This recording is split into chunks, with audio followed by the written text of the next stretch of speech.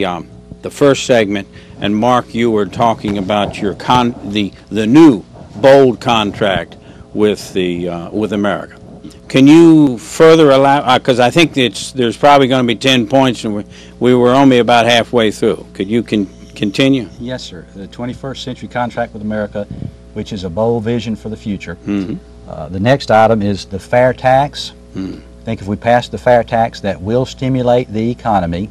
What will happen is it will reward investment and savings, because you won't be paying taxes. You won't be paying income taxes. You won't be paying taxes on interest or dividends that are earned, or capital gains tax.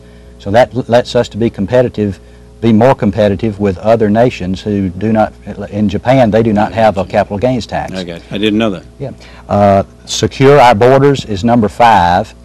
If President Reagan had been in office September the 11th, 2001, I don't think we would be sitting here 6 years later debating about whether or not we should secure the borders. I believe that people are so involved in this that if we ask for volunteers, they would build that wall. That has to be done. The next item is immigration reform, and you've got to do something. We have repeat offenders who are here illegally. They're breaking the law. We'll get into immigration later. Okay, I won't elaborate on that right now. Number 7, make English the official language of the United States. Presently, there's over 200 languages that are being spoken, and that causes mass confusion. This is not to be mean-spirited, but it's just good business sense to make English the official language. Number 8 is develop an energy policy that makes us independent from the Middle East and Venezuela. There's a lot of different ways we can go with that, hydrogen or biofuels. I think that we need to drill in Alaska and off the Gulf Coast. We need to build oil refineries here in the United States. The environmentalists have basically blocked that for the last 30 years, but we are at war, and it's in our best interest to build those oil refineries.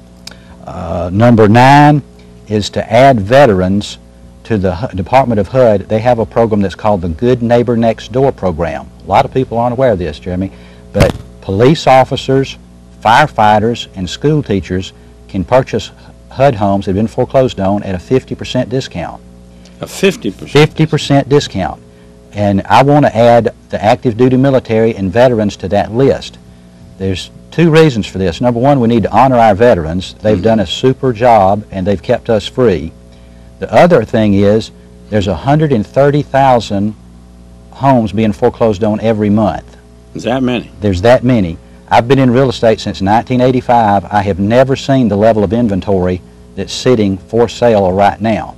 And you know how the law of supply and demand works. Sure. If you got an amount of supply, and the demand is not there, because basically with the subprime loans it's harder to get a loan now than it has been in the past.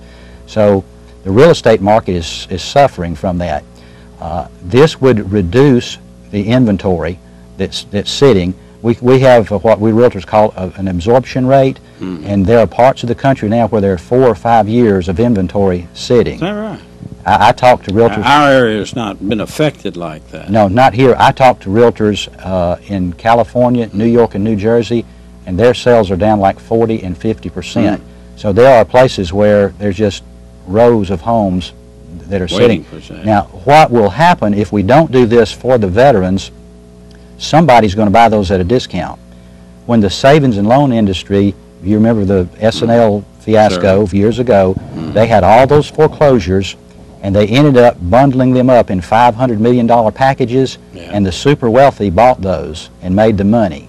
Somebody is going to buy them at a discount just simply because of the law of supply and demand, and I would rather that be the people who are veterans that have risked their life for our freedom. That's interesting. Number 10 is defend America from the terrorist. President Reagan was asked when he was elected, what is your plan for the Cold War? And he said, we win and they lose.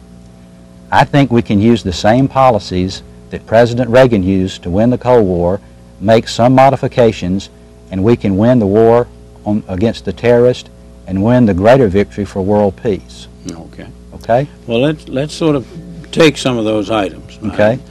The big one is your last one, and that is your war on terror. Currently, we're engaged in that war. We have forces in Iraq, and we have forces in Afghanistan.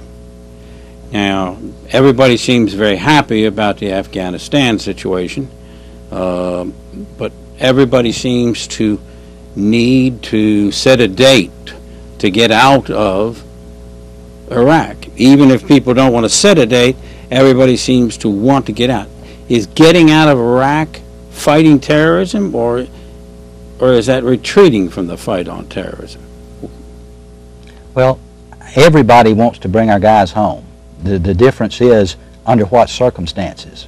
We want to bring them home after we have stability in Iraq. What you don't do is tell the enemy exactly what you plan to do.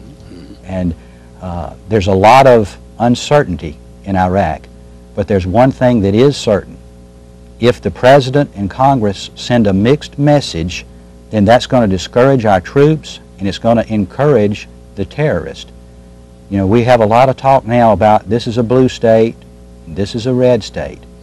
I think we need to be red, white, and blue states. We need to remember that we're Americans, and everybody on earth almost now has a television set, and they can see the Democrats and Republicans bickering and arguing, and it does not look good to send that kind of a message. We need to be the United States, and we need to be united and pull together in this war on terror. Well, we've run out of time for the second segment, and we'll be back in a moment with a third and final segment.